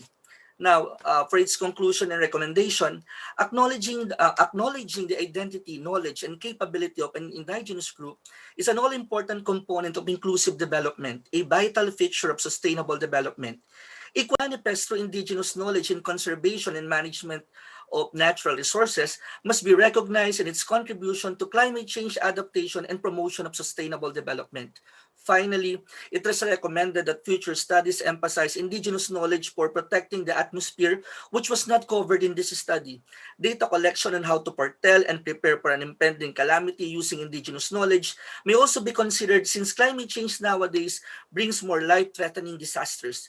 In addition, the academe, the ICCs, and the local government may work together for the protection and promotion of indigenous knowledge through the passing of relevant local ordinances, organizing and promotion of indigenous knowledge through establishment of civic organizations, and inclusion of a separate subject in the basic education curricula that deals with the IKESPs. That's all for today. Thank you and mabuhay.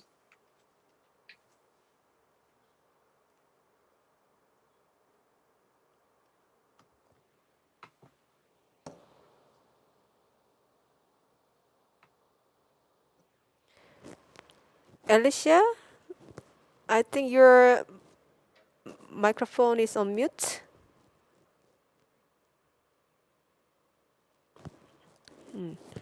If it's okay, let me introduce our final presenter from the Beijing Normal University. Okay, thank you. Thank you, everybody. Hello, teachers and professors. Let me share my screen. And this is Xu Qian, a doctoral student from Beijing Normal University. The presentation script is co-written by Professor Xiao Fang, my classmates Huo Wen, and me. Now, we would like to discuss the sharing, sustaining, and collaborative safeguarding of the East Asian seasonal festivals as ICH. And based on a common geographical environment, the people of East Asia share Sorry, a similar Sue. sense. Can you Okay. can you make your presentation in a full screen? Okay. It isn't a full screen type? Yeah, now it's back. Now? Thank you. Okay. Based on a common geographical environment, the people of East Asia share a similar sense of the seasons and have been sharing the seasonal festival traditions for many years, which to a certain degree has brought commonality to their experience of heritage. The seasonal festival traditions in East Asia have a localized form of expression and common features. They all attach importance to seasonal notes, such as the Mid-Autumn Festival, Half of July, April 8, and the 24 solar terms. They value family ethnics in the practice of festivals and share Confucian, Taoist, and Buddhist cultural traditions, with emphasis on red-hot sociality. As they collectively enjoy seasonal festivities, they continue creating arts-related activities around these festivals and transmitting their heritage values to the younger generation. East Asia's practice of seasonal festival traditions are both a manifestation of cultural diversity and cultural sharing. And the importance attached by East Asian countries to the folk culture of the seasonal festivals is based on the similar geographical and climatic environment, as well as the characteristics of farming culture in the wider East Asian region, notwithstanding the historical application of the common traditional calendar. Based on this, the common seasonal festival systems has been formed. For example, the 24 solar terms are over 1,000 years old, vividly reflecting the East Asian people's understanding of natural time, timing sequence, as well as natural philosophical concepts. For example, the Korean people celebrate the beginning of spring by posting beginning of spring posters, while the Japanese people celebrate the spring and autumn equinoxes in the form of holidays, reflecting the importance they attached to the solar terms. The folk culture of the seasonal festivals has the functional value of promoting cultural identity. It carries the traditional time system and concept, representing a cultural belonging. In each of these festive celebrations, East Asian people participate in collective rituals, share seasonal foods and objects, and get similar material and spiritual experiences with similar feelings, which can unite the cultural identity of the East Asian people. Based on the common seasonal festivals, different regions of East Asia have localized form of festival culture expression. Local economic arrangements, local adjustments, and cultural designs are made within the framework of a common chronology, reflecting the regional characteristics and humanities that are nurtured and mapped by the different terroirs. For example, in China, the half of July is dedicated to the memory of deceased and to the reincarnation of the wandering ghost, while in Korea, it lays emphasis on the celebration of the autumn harvest, and in Japan, it has a more pronounced Buddhist influence. This localization is shaped by the production and living needs for the local people, presenting the philosophy of life, the concept of nature, and the diversified cultural forms of the local people. It is an important reason why the folk culture of the seasonal festivals has been sustained to this day. And East Asian people share common cultural orientation in our seasonal festive practices, which is a spiritual connection between people in East Asia. The festive culture shared in East Asia includes the spiritual culture of ideals, ethics, morals, and aesthetics, which are transmitted through oral literature, auspicious motifs, rituals, and ceremonies.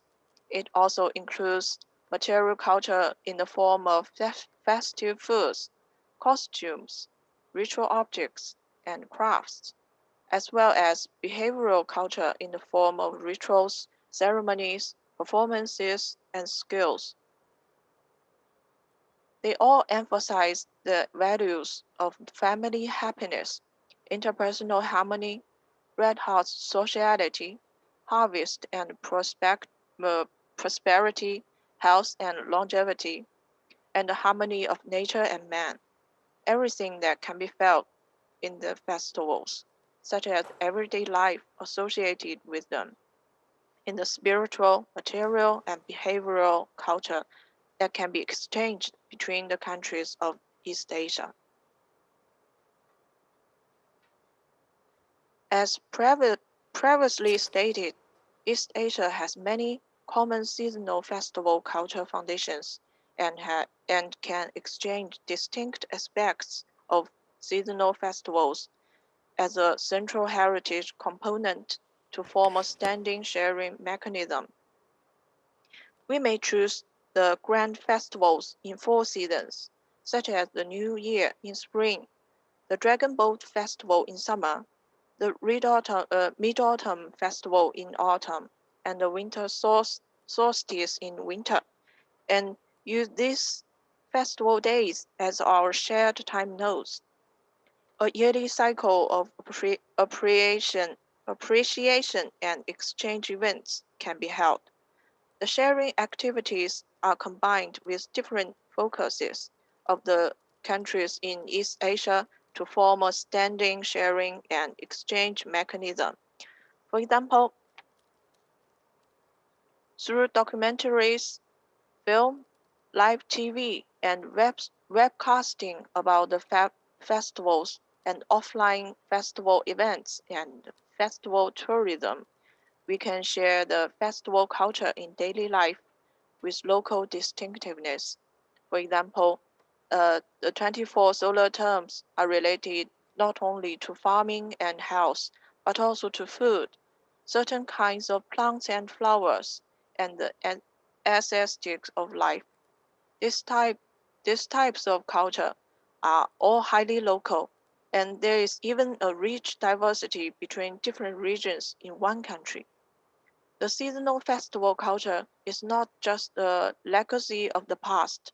Sharing this festival culture can enrich the spiritual and material cultural life of East Asian people, bringing them closer together, and improving understanding to create something new. For example, in Korea, the Lotus Lantern Festival on April 8, which was inscribed on the UNESCO representative list in 2020, shows the Buddhist cultural traditions shared by the entire East Asian region.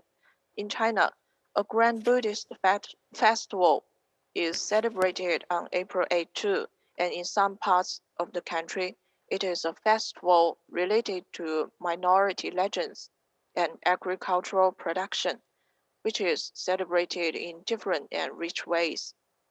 Importantly, such festivals can serve as a platform to share cultural similarities and differences of heritage performances and practices in the region. Culture is fluid, not immutable. ICH is the common heritage of mankind, and sharing and collaborative safeguarding should be valued. It is a source of pride and a shared responsibility for East Asian cultures, such as common seasonal festivals. This is an opportunity to promote the ICH safeguarding practices of East Asian countries. Thank you so much.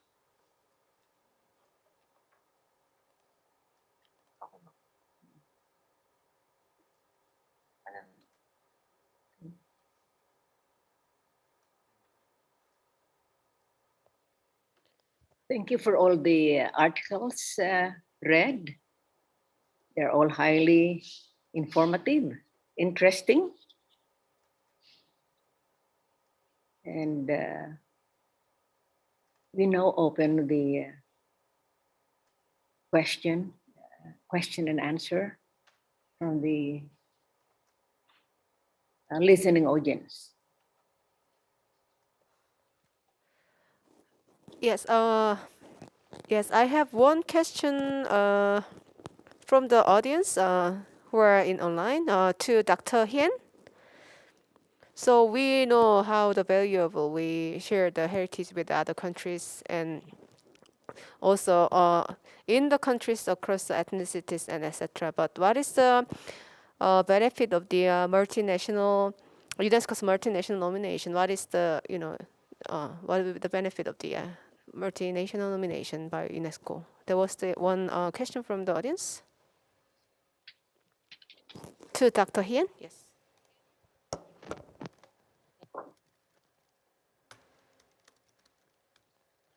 Nomination have been encouraged by UNESCO.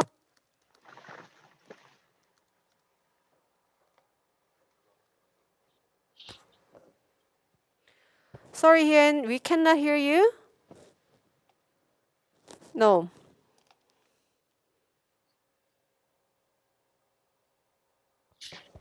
More questions from the audience, from the listening audience? No, Alicia, you can moderate the session. There, no, I mean Hien. Unfortunately, there's some problems with your microphone. We cannot hear you. No. So maybe Alicia Magos, if you have any other questions to the speakers, you can moderate the session. Thank you.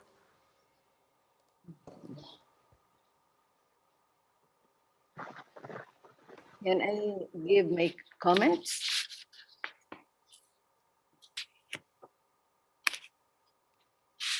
Yes, yeah, you can make the comments to the speakers' presentation. My comments are just broad. I had taught Asian civilization before, but 제가 질문해도 됩니까? I have learned a lot. I have learned a lot from the presentations, especially those coming from Sukyan, from Mr. Kimbang, and also our speakers from Jyoti Sokla and Meta. No, anybody would like to ask questions more? Those from Korea? Questions to be addressed to Mr. 예, Kang? 제가 질문해도 됩니까? Can everyone hear his voice? Yeah. Yeah. 질문 네. 예, 잘 들립니다. 네, 질문해 주시면 감사하겠습니다. 질문할까요? 네.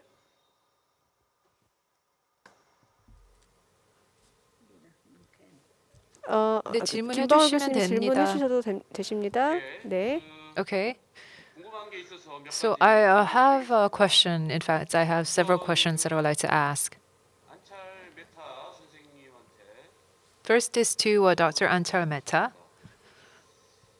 그 지역 그 인더스 문명 So you talked about the Indus River Valley civilization, and even in Korea, we learn about how important it is as the birthplace of various civilizations. 설명 주셨지만 48년인가요? And I think it was in 1948 or so. I think you mentioned in your presentation of the Great Partition for India and Pakistan, which is very unfortunate because these two countries, for a very long time, they were in a shared region.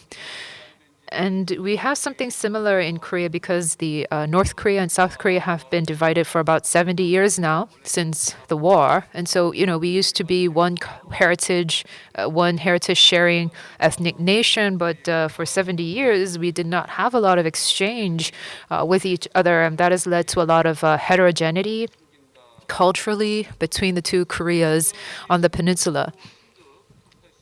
You did mention the Sindh area in Pakistan and Kutch area in India. What is the situation like in those regions now? I mean, are those people free to travel between the borders and across the border?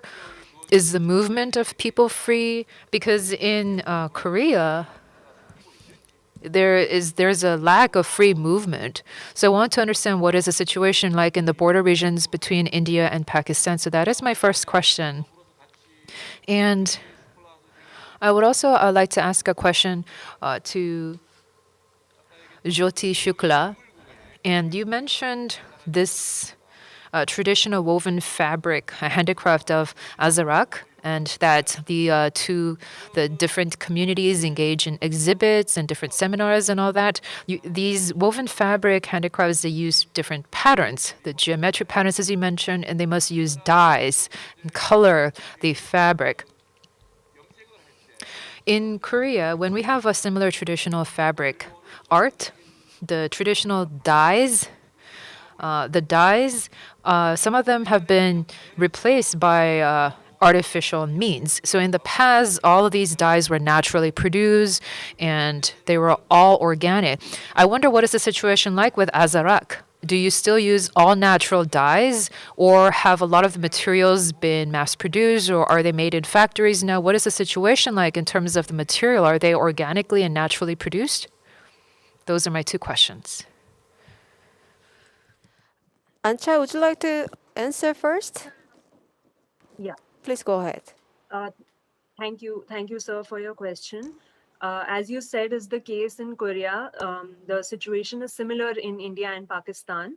The pastoralist communities are not able to now travel during times of drought or scarcity of water. They are not able to travel to other areas across the border, which has led to a lot of problems. And now they actually have turned towards Saurashtra, which is part of India, and as they cannot travel anymore. Also, over the years, their nomadic lifestyle has now has a shift. Now they have started forming smaller hamlets, as I had mentioned in my presentation, They are no longer the authentic nomadic tribe that they used to be. Over the years, now they have started to settle down, which has definitely had impacts on how the shared grassland is being used and being shared by different communities. So that has definitely had a huge impact on the livelihood of these communities. Also, now the younger generation is moving slightly away from the original means of livelihood, which was pastoralism. Now they are looking towards alternate means of occupation as well, which is a cause of concern. Thank you. I think Jyoti can answer now. Thank you, sir, for your question. So I think in India, currently the situation in the artisans are based in different villages of Kutch. So one of the most prominent villages is Ajrakpur. So the situation in Ajrakpur is very dependent on the market. So yes, traditionally natural dyes have been used, which were also all the dyes were grown in the immediate surroundings, and there was a very thriving trade that took place where materials would be transported from one place to another.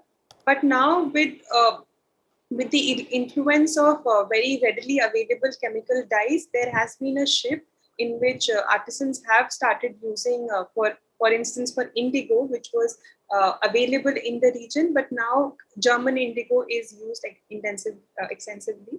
Apart from this, we also see that there is no homogenized group. So some artisans, they even though they want to reach out to more audience, but they are still sticking to their own traditional practices. So where they use very authentic ways of naturally dyed practices. Someone like, for instance, Dr.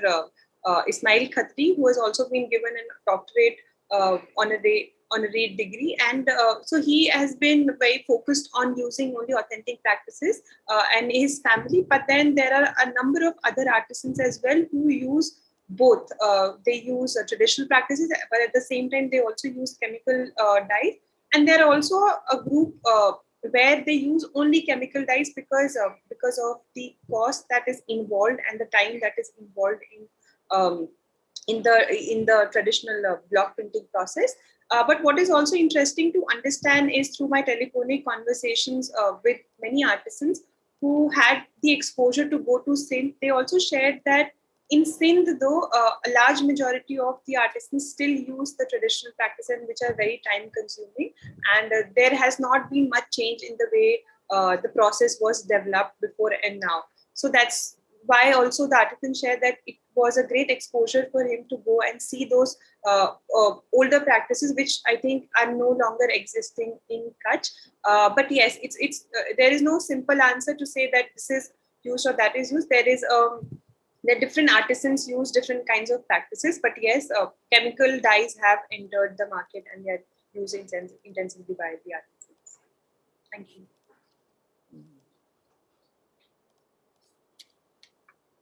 감사합니다. 질문 하나 더 해도 됩니까? Yes, yes.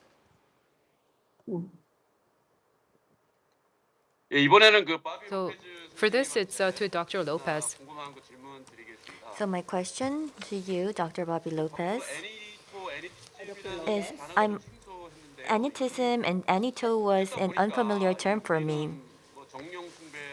And we talk about animism. We know that term, but anitism was quite different. So, is there a difference between animism and anitism? Is my first question. And when we think of anitism, I believe that this is not something that we only see in the Philippines. It's something that's also noted in Korea.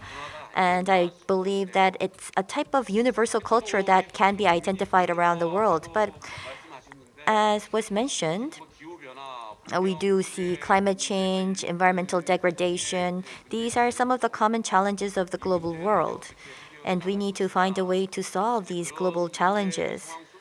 And against this backdrop, humanity, for a very long period of time, had this relationship. There was this relationship between nature and humanity, and I thought that we can maybe find or tap into that relationship that was existing for a very long period of time. It's true that there was the time of harmony between humanity and nature. But as we see technological advancements in this new science and era of science and technology, can that really help us solve the problem? It's true that that's the desirable way, in other words, to live in harmony with nature, to focus on sustainable development where nature and humans coexist. However, the anitism philosophy, can it really solve the existing global challenges? Climate change, for instance, how effective will it be to solve the modern challenges? I would like to really ask for further insight on this. So, Dr. Bobby Lopez, could you give us your opinion on this comment, please?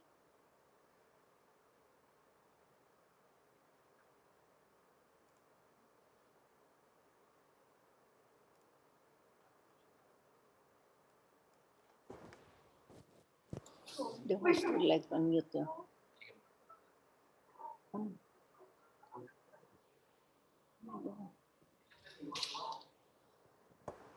Yeah. Someone would like to ask a question to Professor about the gender study. Professor it's your turn. Yeah. But I think we can listen to the Bobbies first because Yes. We can listen to Bobby first. I'm sorry, but I wasn't able to understand what he said. I I think there's still internet connection problems with Bobby. So I will move to Professor There is a question to you from Soo Ki-an. Thank you, Sukyan, for that wonderful question. It's a really a very complex question, but so just in the interest of time, and we can certainly continue this afterward as well. I do think that we need to begin with understanding that that there are gender differences in our experiences, right? And so to begin with understanding that that memory and experiences are not undifferentiated along gender lines. And it's also true along generational lines as well as class lines. So the attention to the diversity, the attention to the complexity of things with life experiences and dynamics within societies, that's where we begin. And I think that, you can really take the gender lens to many aspects of societal functions and experiences. It's not just about, as I mentioned, the preservation of cultural memories, but also take that into just looking at how gender factor into migration. Many of us talked about displacement. The experiences with displacement varied and certainly differ along gender lines as well. And so that's, so I think that it begins with critiquing and interrogating the tendency to flatten everything, and certainly in academic studies, when we talk about people, society, class, or when we talk about even migrants, what does that mean, right? And so to begin to unpack some of those conceptual categories would be the first step. So, and definitely, Sukyanda, I would invite you to continue this conversation offline. I'd be happy, to be on email exchanges with you. Thank you. Thank you, Elsa. Bobby, would you like to answer the question? Mom, I'm sorry, but I wasn't able to catch up with what the Korean professor asked earlier. Okay. So Bobby, did you Yes, set ma'am. your language option to English?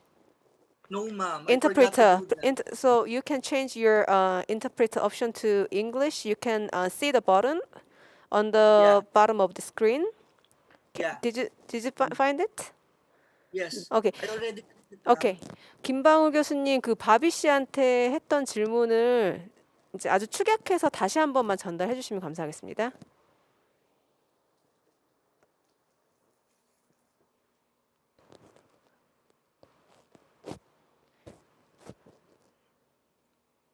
김방울 교수님? 김방울 교수님? Ma'am, I'm sorry, but I can't hear you. Can can you just simplify to me, ma'am, the questions raised earlier by by the Korean professor, ma'am? 김방울 교수님?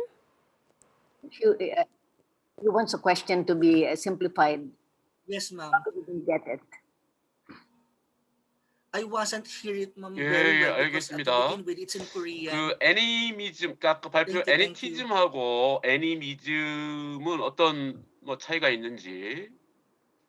그러니까 And anitism. Because I am aware of the term animism. And so I wanted to understand anitism, does it come from the Philippines? So I wanted to ask you where that comes from, that term.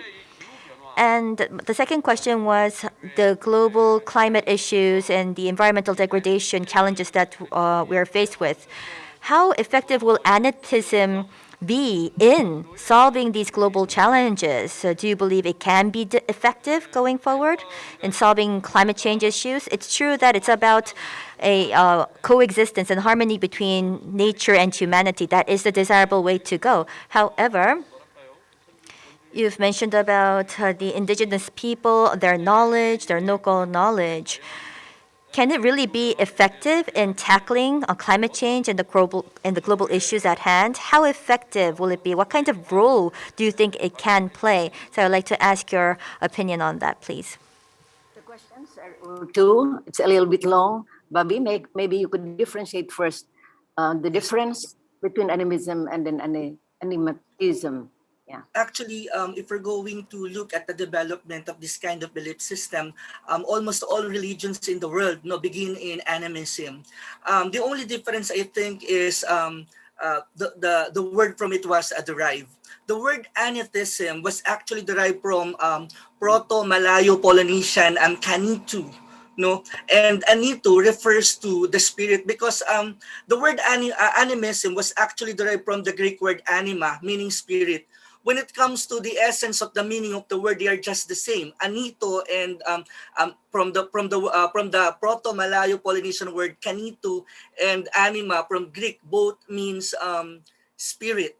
So the thing is just that the word anito is more locally used in the Philippines, while animism is being used as a universal terminology to refer to the belief to the belief in the existence of spirits. It could be spirits of their ancestors or spirits inhabiting the nature.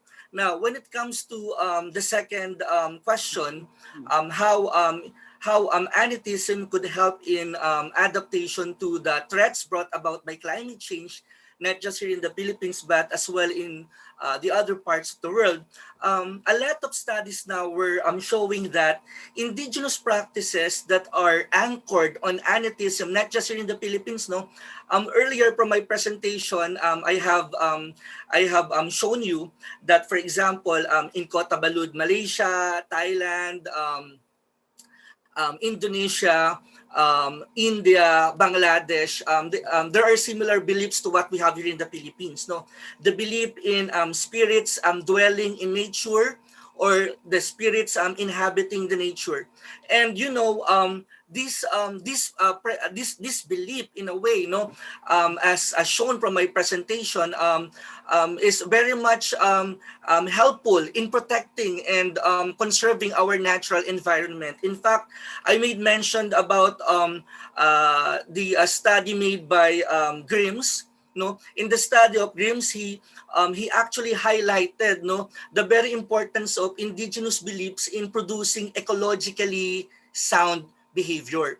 If people will just learn how to take care of their environment, with the aid of this belief system, perhaps we can have a better world to live in. In fact, scientists of the world are saying that climate change is cyclical, meaning it is bound to happen naturally. But what really happens is that human-induced activities hasten the entire process of climate change. Hence, we have now what we call anthropogenic climate change. So if humans are the one responsible for the threats of climate change, I think we will also be the solution to the problem. And I think one of the best solution would be going back to to what is basic to our religious belief system. Because in our religious belief system, I'm talking about, for example, of atheism, the Philippines as an example for a case, we can see that the practice that there is there is respect, there is a great respect being given to all living organisms, including its natural environment. So I think with that kind of belief system, with that kind of value system, it can help a lot in adopting with the threats brought about by climate change. Does that satisfy the one who asked the question, Mr. Kim Ho? 예, 감사합니다. Yeah, because due to the time constraint, we already lagging behind the time. So if Dr. Hien, if your microphone is working now, can you answer the previous question to you? Your microphone is, yeah, thanks.